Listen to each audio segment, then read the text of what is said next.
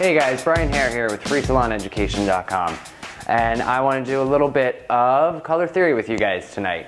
I want to do a little bit of understanding of realistic lifting so that when you are approaching a color client, you're a little bit more comfortable with understanding where you're going, understanding how to get there, and then what to expect when you get there.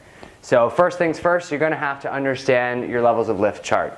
We've all been seeing it since beauty school. It shouldn't be something that's totally new to you, but maybe it's something that you haven't visited in a while. So maybe go back and find your color brand's level chart just to give you a little bit better understanding of what they have to offer with it. Obviously we've got it starting at the level 4 with your red violet, going all the way up to the pale yellow at level 10.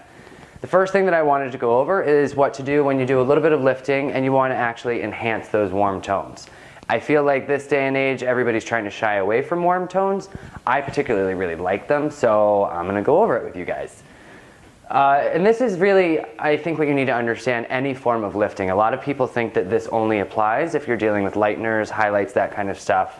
But anytime you're going above what a person's natural is, you are going to be doing lifting. Even if they have a certain percentage of gray, whatever their natural level that's left in there is going to be lifted. So you're going to have to take this into account. So right off the bat, understand, I think one of the big ones that I see quite commonly is going up to, say, a level 8. I see that a lot. A lot of people like to have a level 8 base. So that's what we're going to use for our little bit of explanation here. If we're bringing somebody up to a level 8, the natural dominant pigment that you're going to bring out is going to be a nice yellow-orange. Now, that can be a really, really pretty color. Level 8 warm color is going to be a really nice golden sort of color.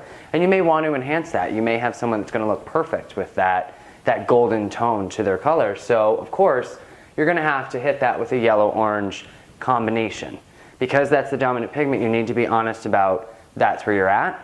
So you're going to need to add some yellow and or orange, not just one or the other, because that's what a level 8 is.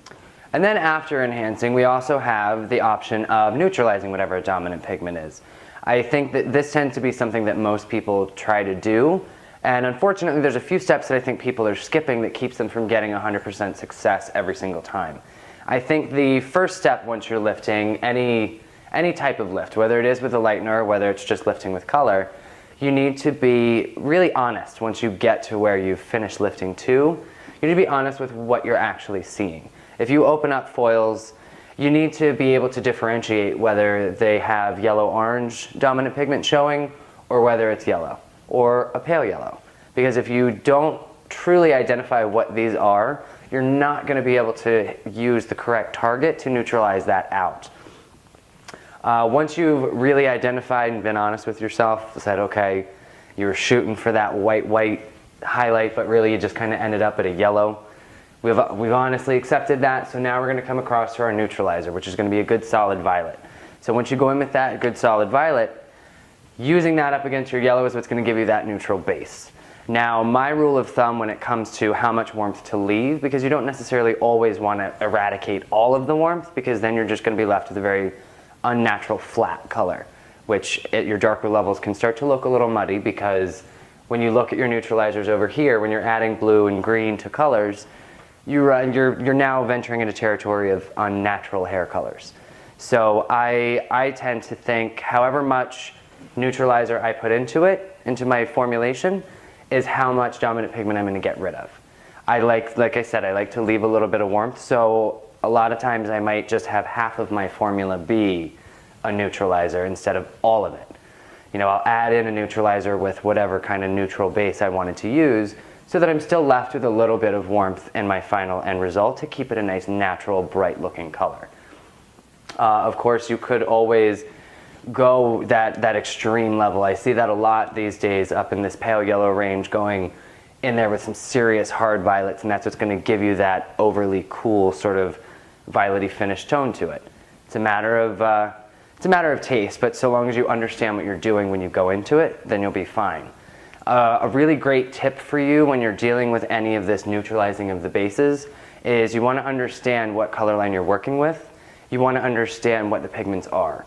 You know, just like we understand when you're talking with a guest, you start using words to describe colors. Not everyone uses the same words. Ash to one color company is going to be a completely different thing to another one. So understand, where do the blues live, where do the greens live, where's the yellows, the golds, oranges, before you try to enhance or neutralize any color, so that you know you're actually going in knowing your stuff. So as a quick recap, when you guys are doing any kind of lifting, I want you to first understand your levels of lift, and then I want you to decide whether you're going to enhance or neutralize that dominant pigment.